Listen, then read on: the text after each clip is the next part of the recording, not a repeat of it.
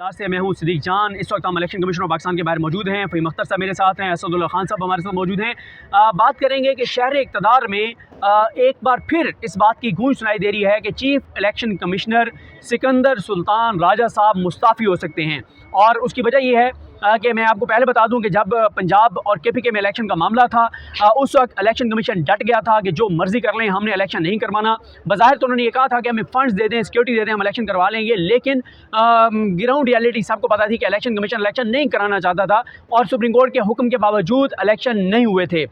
तो उस वक्त फवाद चौधरी साहब ने ये इंकशाफ किया था कि chief election commissioner Sikandar Sultan Raja साहब के साथ मामला PDM के तय हुए थे और तय ये हुए थे कि अगर उमर बंदयाल साहब सुप्रीम कोर्ट ऑफ पाकिस्तान आपको बहुत मजबूर करती है इलेक्शन कराने के लिए, तो आप और इलेक्शन कमीशन के मेंबरान मुस्ताफ़ी हो जाएं, इलेक्शन ना हो। और उसके जो जवाब में नून लीग जो है वो सिकंदर सुल्तान राजा साहब को सदर पाकिस्तान बना देगी। जो है ये बात फवाद चौधरी साहब ने जो है वो इस बात का इंकशाफ किया था और इस तरह की चीज़ें सामने आई थी क्योंकि सिकंदर सुल्तान राजा साहब का नून लीग के साथ तल्लुक, शरीफ ख़ानदान के साथ तल्लुक। ये जब इनको नामज़द किया था तहरीक इंसाफ की जानिब से चीफ इलेक्शन कमिश्नर के लिए, तो उस वक्त दी न्यूज़ अखबार में, जंग अखबार में फ्रंट पेजेस पर खबर लगी थी कि सिकंदर सुल्तान राजा साहब ने रब्ता किया मियाँ नवाज शरीफ से और पूछा कि मियाँ साहब मेरे लिए क्या हुक्म है, मुझे नामज़द किया गया। तो मियाँ साहब ने कहा कि हमारे न्यारे हो गए, तो ज़बरदस्त आप बिल्कुल चीफ इलेक्शन कमिश्नर बने। तो फ़हीम साहब, आज सुप्रीम कोर्ट बार, पाकिस्तान बार का आलामिया और सुप्रीम कोर्ट अगर घेरा तंग कर देती है कि इलेक्शन हर सूरत में करवाएं और इलेक्शन को डिले करवाने के लिए अगर उनको मुस्ताफ़ी होना पड़ा, तो क्या वो मुस्ताफ़ी हो जाएंगे?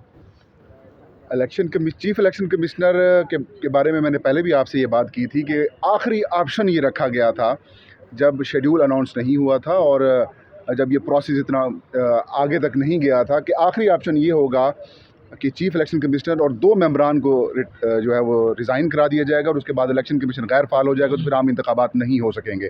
लेकिन अब जो सूरत हाल जो डेवलप हो रही है, अब अगर चीफ इलेक्शन कमिश्नर और उनके बाकी मेंबरान रिज़ाइन भी कर जाते हैं तो इलेक्शंस तो हो सकते हैं लेकिन उनके नतायज जारी नहीं किए जा सकेंगे। तो अभी मेरे ख्याल में थोड़ा सा लेट काम हो चुका है और जो पाकिस्तान बार कौंसिल है और जो सुप्रीम कोर्ट बार एसोसिएशन की जानिब से जो एक प्रेस रिलीज़ जारी की गई है, उसके ऊपर इलेक्शन कमीशन ने रद्द-ए-अमल भी दिया है और बड़ा सख्त रद्द-ए-अमल दिया है।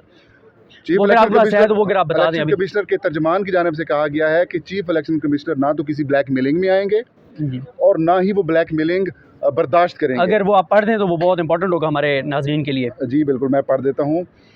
Election commission of Pakistan media पर चलने वाली इस खबर की सख्ती से तरदीद करता है कि चीफ इलेक्शन कमिश्नर के ज़िले में कोई इजाफी नशिस्त पैदा की गई है।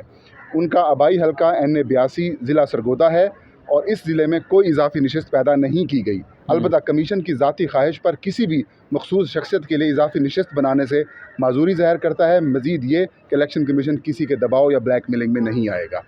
इससे तो ज़ाहिर इलेक्शन कमीशन नहीं जा रहा और इलेक्शंस भी होते हुए अभी यही कह रहे हूँ।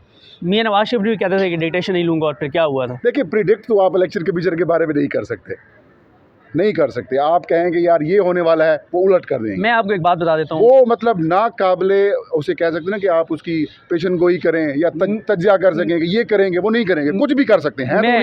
मैं आपको एक खबर आपके साथ शेयर करता हूँ। इलेक्शन कमीशन को कवर करने वाले हमारे आप भी दोस्त हैं, कुछ और भी दोस्त हैं। इलेक्शन कमीशन को कवर करने वाले हमारे एक दोस्त थे, तो उनको कहीं से कॉल आई, इलेक्शन कमीशन से नहीं कहीं और से कॉल आई कि कल इमरान खान के ख़िलाफ़ जो है ना फैसला आ रहा है। तो उन्होंने इलेक्शन कमीशन की एक आम शख्सियत को फ़ोन किया और कहा कि कल आप फैसला सुना रहे हैं? उन्होंने कहा नहीं। उन्होंने कहा जी मेरी इत्तला है कि आप सुना रहे हैं? उन्होंने कहा नहीं।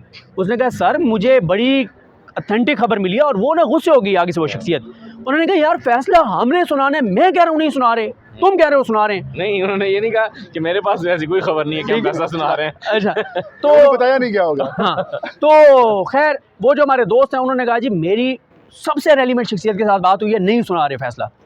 सर जी को 2.5 घंटे गुजरे, फैसला आ गया और कॉल लिस्ट आ गई कि कल हम फैसला सुना रहे हैं। ठीक है, तो हो सकता है उनको खुद भी ना पता हो कि उन्होंने मुस्ताफ़ी होना है। आप बताएं सर, क्या इसके अंदर राजा से मुस्ताफ़ी हो सकती है? देखें, अहम सवाल ये है कि चलें, एक तो ये तो खालिसतन पेशगोई हो गई ना, हो सकते ही नहीं, और ये पेशगोई भी और उनका ये फ़ैसला भी कि उन्होंने मुस्ताफ़ी होना या नहीं होना, वो भी इस बुनियाद पर होगा कि देखें उस वक्त जब ये खबर निकली थी कि आखिरी ऑप्शन के तौर पर वो मुस्ताफ़ी हो जाएंगे, इलेक्शन कमीशन टूट जाएगा, तो उससे फ़ायदा ये होगा कि इलेक्शन नहीं होंगे, इलेक्शन रोकने के लिए। लेकिन जैसे फ़हीम बता रहे हैं कि इलेक्शन कमीशन का काम बुनियादी तौर पर इलेक्शन का शेड्यूल जारी कर देना, ROs DROs को एम्पावर्ड कर देना, जब उनके पास उन्होंने अपने इख्तियारात दे दिए तो फिर इसका मतलब है कि इलेक्शन एग्जीक्यूट कराना उनकी ज़िम्मेदारी नहीं है। लेकिन मैं फिर भी ये समझता हूँ कि उनका डे टू डे बड़ा इंपॉर्टेंट रोल होगा। और अगर कमीशन टूट जाता है, election commission chief election commissioner इस्तीफ़ा दे देते हैं। अच्छा, वैसे अभी फ़हीम से बात हो रही थी तो यही बता रहे थे कि अगर चीफ इलेक्शन कमीशनर इस्तीफ़ा दे दें तो मेंबर्स में जो सबसे सीनियर है वो बन जाता है। लेकिन अगर मेंबर्स भी इस्तीफ़ा दे देते हैं तो फिर क्या होगा, ये एक बड़ा सवाल है। ऐसे में फ़हीम की राय अभी ये थी कि इलेक्शन तो मुनक्किद हो जाएंगे लेकिन उसके बाद जो है वो नताइज नहीं जारी हो सकते। लेकिन मेरी राय इसमें यह है कि देखें, जब इस्तीफ़ा आना है ना तो इस्तीफ़े के मुहर्रिकात ही ये होंगे कि इलेक्शन नहीं होने। फिर हम कानूनी चहमगोइयों में पड़ेंगे रहेंगे, नहीं जी इलेक्शन हो सकते हैं। अगर इस्तीफ़ा आ गया या इलेक्शन कमीशन टूट जाता है तो फिर इलेक्शन नहीं होंगे।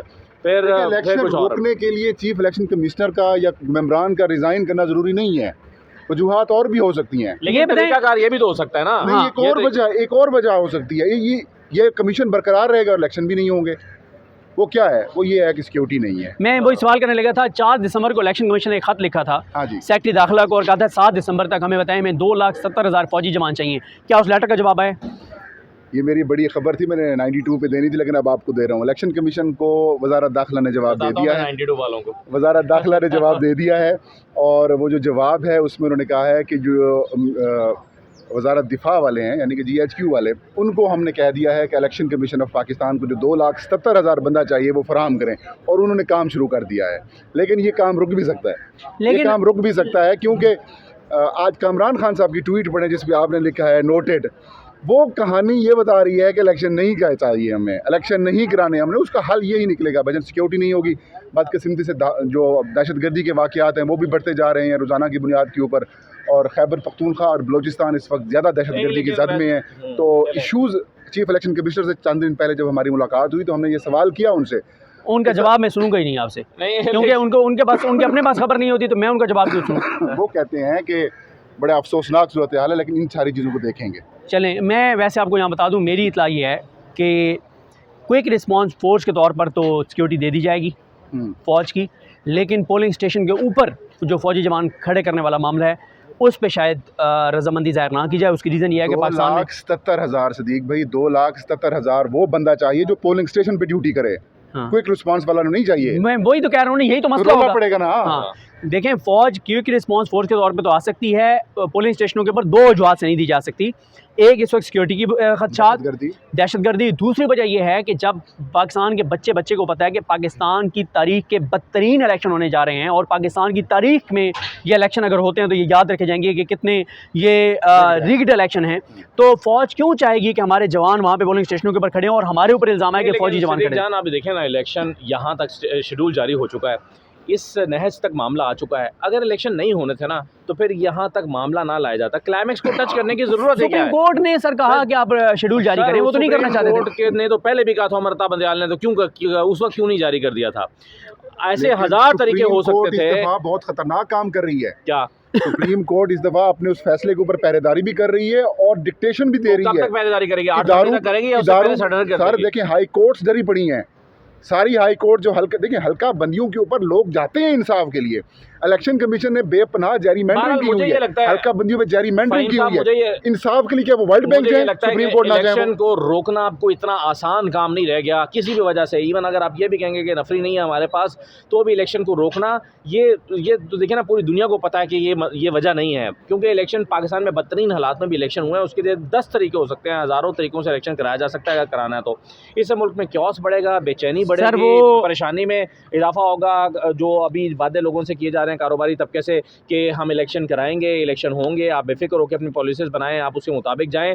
तो अगर एक मरतबा फिर इलेक्शन रुक जाते हैं तो ये पाकिस्तान में ख्याल है बहुत ही अनस्टेबल सिचुएशन से दो चार। चलें, अब अज़ान शुरू हो गई है। जाते जाते मैं आपको बता दूं कि मैंने एक बड़ी अल्लाह वाली शख्सियत से पूछा, मैंने कहा जी क्या होगा? उन्होंने कहा अगर इलेक्शन कमीशन आके कह देता है कि हम इलेक्शन कराने की पोजीशन में नहीं है तो फिर उन्होंने कहा सुप्रीम कोर्ट अगर कंटेम्प्ट लगाती है, किसी तरह से फारिग भी कर देती है, तो फिर भी तो लगाने नए हुकूमत नहीं है ना चीफ इलेक्शन कमिश्नर। इलेक्शन मजाक तो नहीं है ना? मतलब चलें, ये मजाक भी हम आपको करके दिखाएंगे। शेड्यूल जो है वो जारी करके और 1 साल से आप इलेक्शन करा रहे हैं, इलेक्शन फिर अब आप फाइनली इलेक्शन कराने के मोड में आए हैं और उसी वजह से इलेक्शन ना कराएं जिस वजह से आपने मई में नहीं कराए थे। तो मेरा ख्याल है फिर वही बात है, बल्ला अगर कमीशन दे देता है PTI को फिर इलेक्शन नहीं हो। सर ये मजाक आप कह रहे हैं ना, हम आपको करके दिखाएंगे। मुझे अपनी दुआ में याद रखिएगा। अल्लाह हाफिज़।